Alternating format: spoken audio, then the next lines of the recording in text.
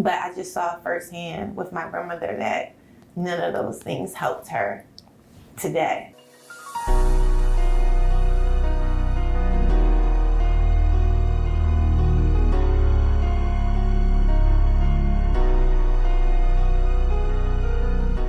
Hi, this is Brittney with Polished Concrete on Tidewater Waves. Yeah, appreciate you pulling up. Thank you. Yeah, so. Thank you for having me. Yeah, for sure. So we'll just, start from the beginning. You can let the people know who you are, what Polished Concrete is. Okay, so I'm Brittney. I am the founder designer of Polished Concrete. Polished Concrete, I think the best way to describe it would be a sustainable modern jewelry brand. But we advocate for Alzheimer's disease awareness. So it's kind of like jewelry, but with the purpose. Okay, cool. So where are you from? Great question. I get it often. Originally, I'm from New Jersey. Very much I'm from New Jersey, but I feel like I have to say Portsmouth too.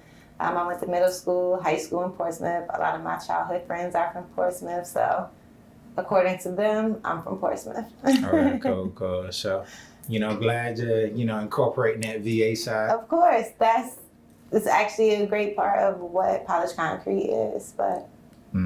Dope. So, with Polished Concrete, I know you're talking about a jewelry brand, but with a purpose. So, we could come straight out the gate to get that to the people. What is that purpose? You can dive more into that. Okay, so I think the best way to kind of talk about the purpose behind it might be to break down why it's called Polished Concrete. I often get that question a lot. Polished Concrete is kind of an ode to my background. My background is in civil engineering and construction management. So I actually like buildings and architecture and structures and furniture design. And that's actually what field I was working in actually when my grandmother was diagnosed with Alzheimer's disease. And while working as a project engineer, I wanted to create a brand that might help gain profit to help some of the ongoing home care costs that she had. And I thought that would combine with my construction background, would kind of go hand in hand. She needed things like, ramp or taking carpet up and putting down hardwood floors so that way like wheelchairs can roll over, just more accessibility as her need kind of strengthened. So for me, the name Polished Concrete, it's the New Jersey because concrete, when you think about it, it's matter of fact, it's grounded, it's solid, it's stepped on, it's bland, you don't really think about it. But then the polish is the shine, the elegance, the appeal. And I think that, like in my field, in construction, that becomes a luxury amenity. Polished concrete, it makes the value go up. So I guess for me, the idea is that kind of resiliency, like no matter what you go through underneath and no matter how stepped on or no matter what you overcome, it's that appeal and that shine of you getting to the other side that kind of makes your value go up.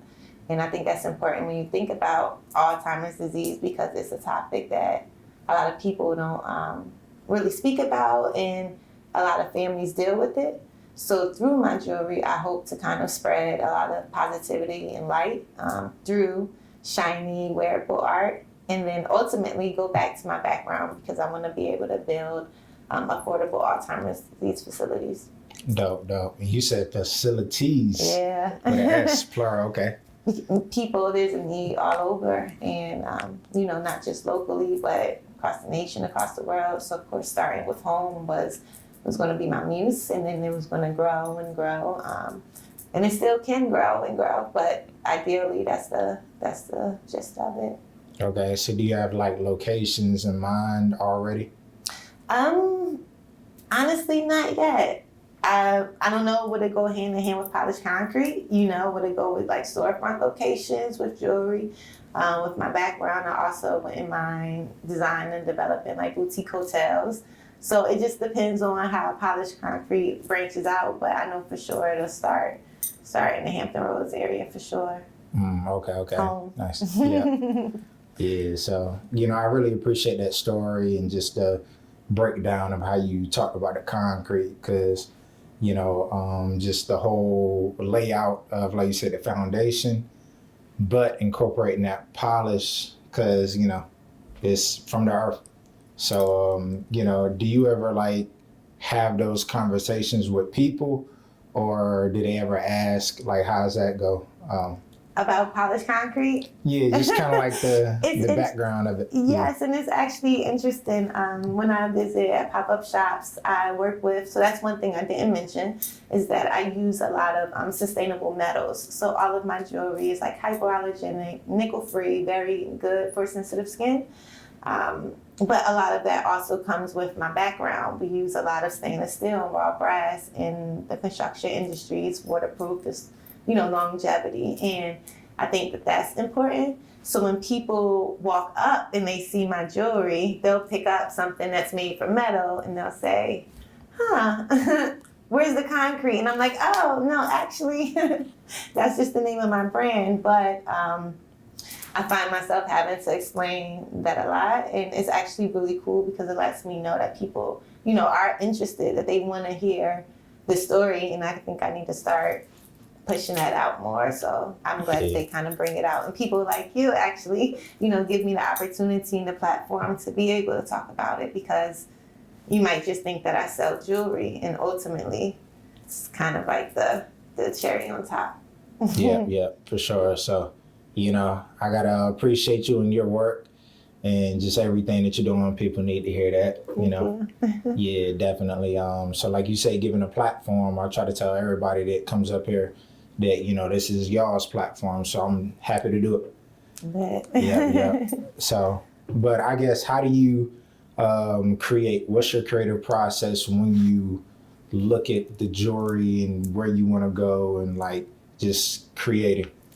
Honestly, I pull inspiration from everywhere. And I think as someone who likes structure and buildings, luckily for me, inspiration is all around me. I can walk down the street. I can, I might see a favorite chair online, scrolling through social media. So sometimes materials, color palettes, textures, I can say like, oh, that was a great design I saw. How can I incorporate that through my jewelry? But for the most part, I would say that it's very fluid. It's very kind of freestyle.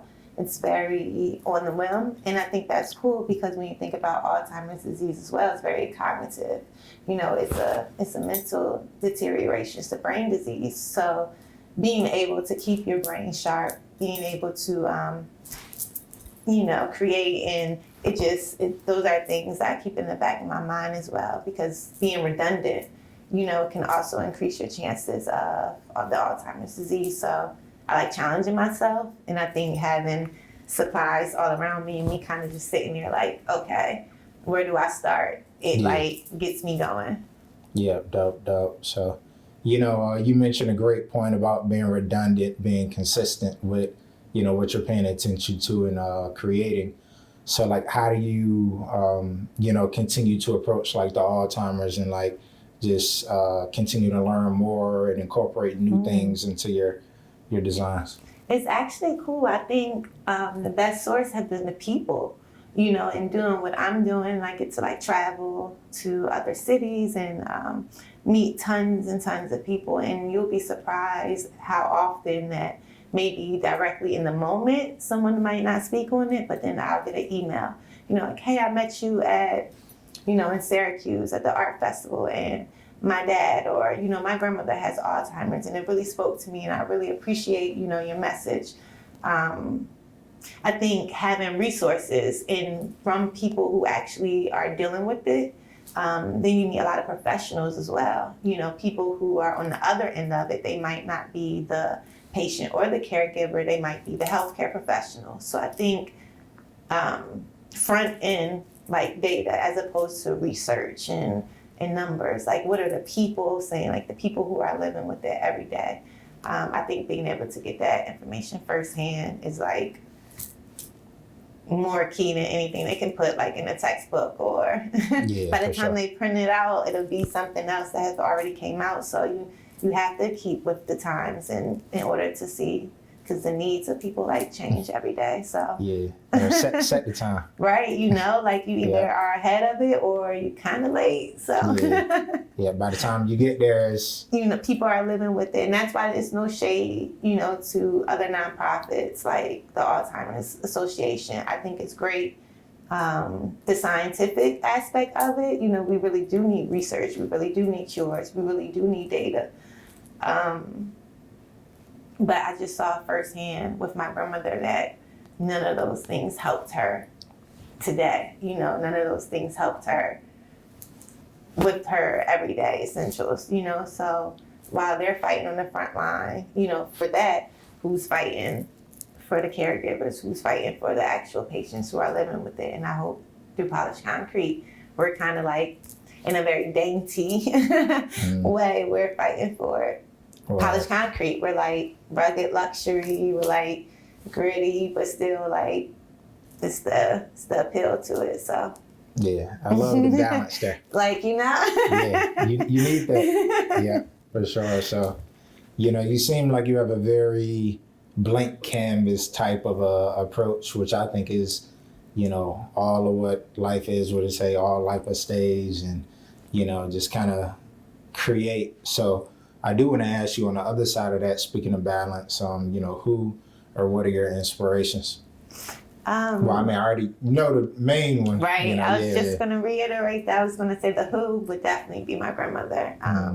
I guess. She was from Emporia, so that's like the country. And then she moved to New York after high school. So I think even her resiliency, of coming from a small town and going to a city and challenging herself and kind of getting out of her comfort zone.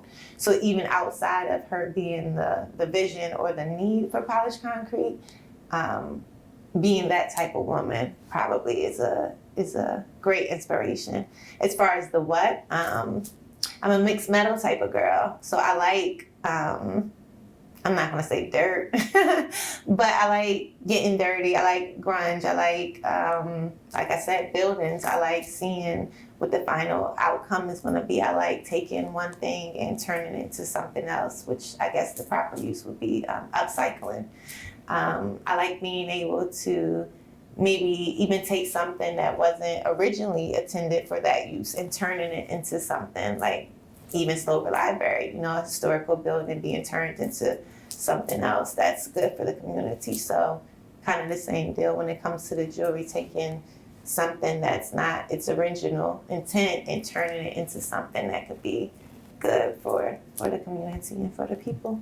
Yeah, dope. And I'm glad you mentioned Slover because, continuing that conversation on balance, you still do incorporate the other side of like the older parts, but now they built upon it. Yeah. Because you still need that, even though things are changing and you want to keep with the times, at the same time too, it's still that foundation. It has to come from somewhere. So you don't necessarily want to curve too much from, you don't want to reinvent the wheel if it already works, but how can we make it better? How can we make it, more current into today's needs? And I think that's what they did with Slover. Yeah, that's crazy. And I know you was finna say foundation, and I was thinking about, because on the other side, I don't know if you noticed, but it's a part of the basement that's like, if you go down to like the bottom of the level, you open up like a hatch, and it's like water that runs under there. Really? So I'm like, ooh. Yeah, right, yeah. Yeah, so it's like a wood foundation, but it's like, right here, waterside. I don't know how they do it or whatever, yeah. See, but it's stuff like that. I'm like, ooh, tell me more. Now I'm like, okay, so take the elevator down. But things like that would be my inspiration, key facts or something unique or something that has character or something that's not blatantly, in your face, something you kind of got to look for. I like details. Yeah. So, I think they're about to start doing tours over there. Look at they should. Yeah. I'm over here like, okay. Yeah. I'll be on the lookout for that. Yeah, definitely. So, I guess, you have a great story, a long, tenured, just business, personal, and love for what you're doing. So what would be the most appreciative part of your business and personal journey with the jewelry? Or are you just getting to this point? Honestly, I think experience. Even though on the flip side now, I'm an entrepreneur, I guess, if that's the title. But it compiled a lot of my experiences, working salary, working a 9 to 5, being an intern, going to school, so I think for me, being able to kind of be a jack of all trades and not boxing myself in. There's a lot of people who feel as though you have to have a degree in order to do certain things. And then there's some people who are like, no, just follow your dreams. And if you work hard, which I think they're both great. Me personally, I just didn't want to choose between which way was going to work out for me. I kind of just wanted to keep all my options open. And I also learned, through working with salaries or working through companies, that you can kind of take bits and pieces and pros and cons that I've been able to incorporate and have in my own business that maybe had I not worked for somebody or had I not had a 9 to 5 that I might not have known, by me being a business owner myself. So I think kind of having a blueprint, no pun intended, of different paths kind of allowed me to kind of take what I needed to take and kind of create my own. And I think honestly, that's been the best part. Word, okay. So, I love the first word, experience. How has that affected you? Like any type of plights that you had to approach? Honestly, I guess the most obvious. My background is civil engineering and construction, so I didn't look like anybody else in my engineering classes. I didn't look like anybody else in my math classes. It was very colorful, very artsy. I just didn't fit the boardroom even. So I think having to overcome those barriers of being like a minority, being a woman in a business, in a corporate setting, it gives you tough skin. Honestly, people might think the fashion industry is cutthroat. Maybe I'm not a fashion it girl, so I never kind of got in that boat anyway. But I will say that it's definitely a man's world. And I think that has been having to just fight 10 times harder to get seen or get recognized or get the opportunity. Some people won't give you won't gain experience without the opportunity. So some people can look at you and be like, oh, well, you've never did X, Y, and Z, so you're not good enough. But if I never get the opportunity to do whatever it is, then how can I ever be great? So you're only as good as a manager or a boss as the people that you groom up.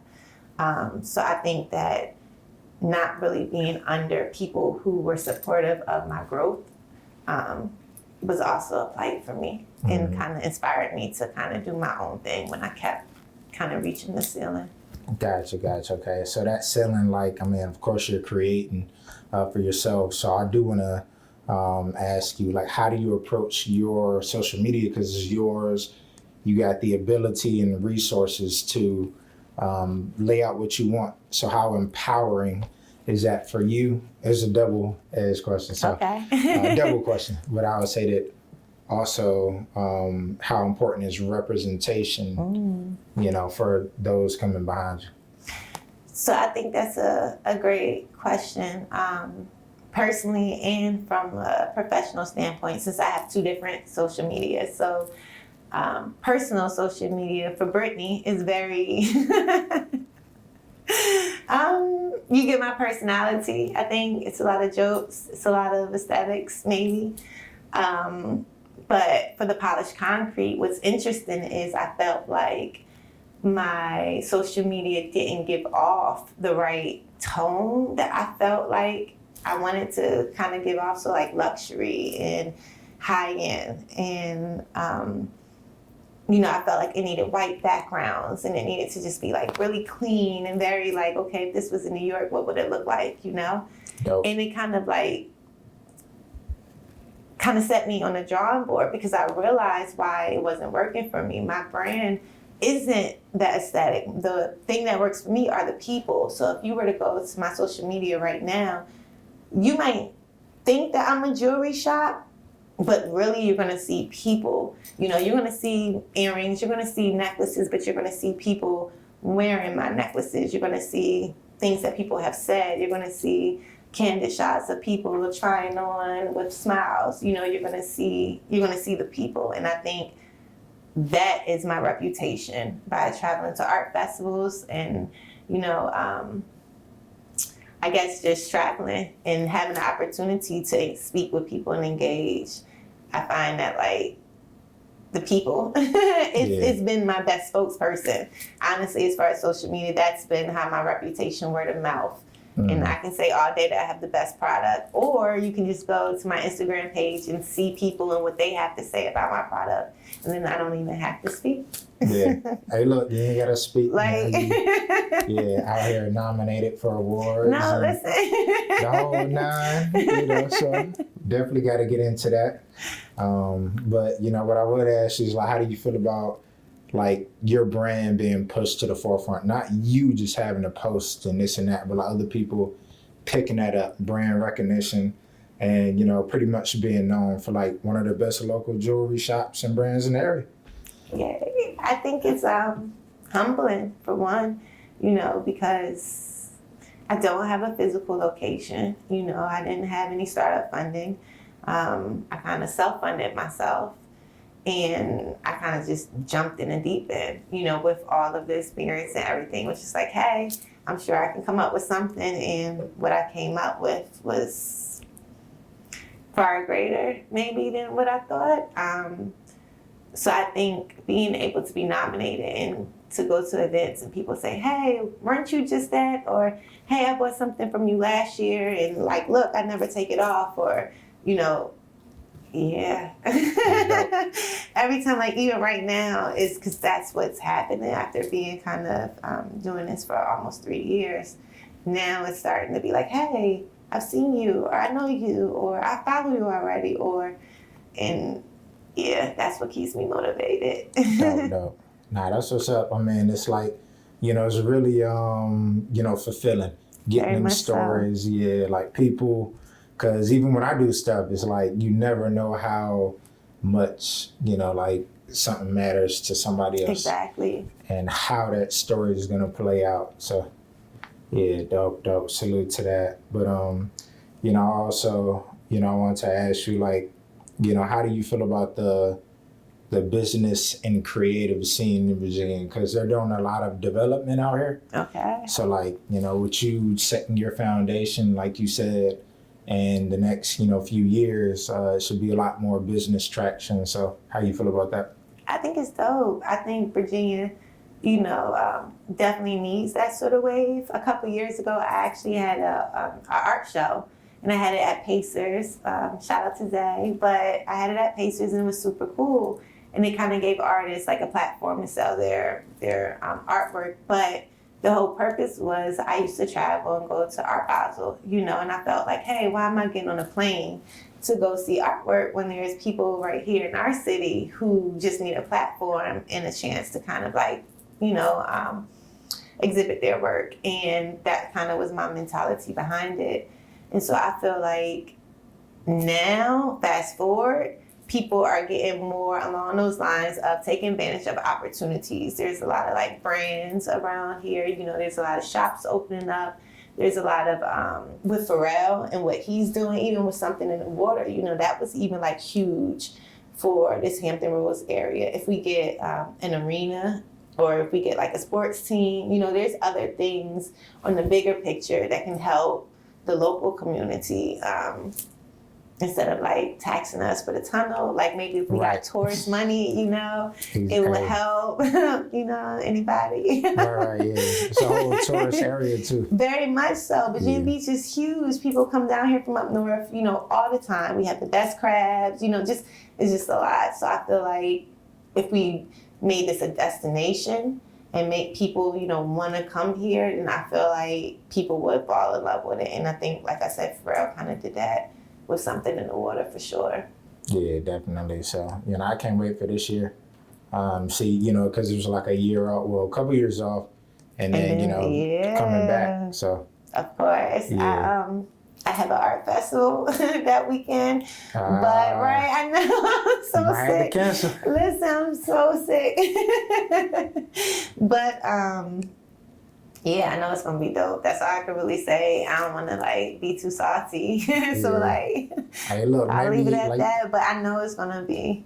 yeah. You say you be on the move, so maybe you do a day here, a day there. I might have this. It's enough Yeah. time. It's April, so I might could figure out something. Might cook the nest. Yeah, definitely. Yeah. So, but so you know, speaking of what's next for the area, what's next for you? Currently, which is dope because Selden Market is actually collaborating with Norfolk State right now, and they're having like an 8-week workshop in which we kind of, as a small business, we kind of get consultation on how to obtain funding. And that has been like my biggest agenda right now is being able to push polished concrete. You know, I can make great product, I can travel to the people, but if I don't think outside of the box, then we're only going to be on this scale. So like right now, I think expansion and growth. And with funding comes where we'll go next. Honestly, yeah, because just marketing and just, you know, I can see polished concrete being in the showroom, you know, in New York. So then that way when shows like All American or even Stranger Things, you know, all across the board, Snowfall, you know, why wouldn't Those Aunt your favorite Louie? shows? No, just all sorts of from genres. yeah, And stuff. from like a college student to like teenage kids into witchcraft, you know, or Aunt Louie at what she do, you know, just it's something literally for everybody. And I think that if given the opportunity to be seen, I think a lot of people would resonate with my brand and would like it. So I need to get it to the people. Yeah, definitely. And just to be clear, you have a lot of inventory, so you handcraft everything. Yes. Well, a lot of pieces too. Like that's what maybe what's next for polished concrete in regards to growth. Because right now, yeah, everything's handmade. But as polished concrete continues to grow, I can't say, you know, everything will be continue to be handmade by me. Because ideally, I want polished concrete to grow so huge that it's out of my hands. Again, no pun intended, but. You got some plans right here. Knee slapper. But no, I hope that is. Sorry, lights cut off. I just hope that it continues to grow and that I'm able to like really just plant my seeds all over and they all just flourish. Yep. Yeah, and I'm sure they will. You know, Hope so. more flowers for you. More flowers. Yeah. So salute to you. Thank you. Did you have anything else you wanted to add or the people should know? Honestly, I think you asked a lot of great questions as far as like getting to know me. This is one of the first platforms in which I really opened up. So I think everybody should know that like I'm new to this and yeah, I'm just appreciative of the opportunity. People need to know about polished concrete. So one day at a time. Yeah, definitely. So, you know, salute to you, Polished Concrete. You as in Brittney, you know, speaking your name highly. Thank you for everything, you know, contributions. Appreciate you pulling up. And, you know, this ain't gonna be the last time we sit down. So, yeah. Of course not. Yeah. All right. So, you know, appreciate you pulling up and we out. Thank you.